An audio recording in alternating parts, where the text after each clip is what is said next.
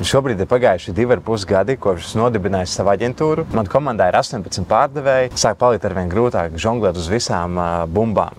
Un līdz ar to bija īstais laiks pieņemt vadītāju. Un es izvēlējos Oskaru. Un tāpēc Oskar šodien pastāstīja, kāpēc tu piekriti un kāds ir tavs redzējums. Mums ar Ritvaru laikam tā vēsture ir attīstījusies jau 2020. gadā, kad es strādāju pats par aģentu. Aver kompānija kā tāda ir kompānija, kas sniedz nereālas vērtības priekš aģenta, priekš darbinieka, priekš visiem, kas pievienojas Aver.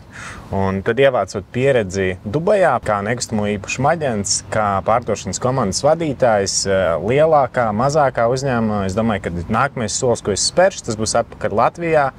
Un bija lieliska iespēja pievienoties atpakaļ Aver, jau kā vadītājam. Es nevarēju vienkārši palaist garām šo iespēju, būt atpakaļ komandā un celt Aver jau lielākos augstumos. Tāpēc ejam uz vislielāko un vispelnošāko aģentūru Latvijā.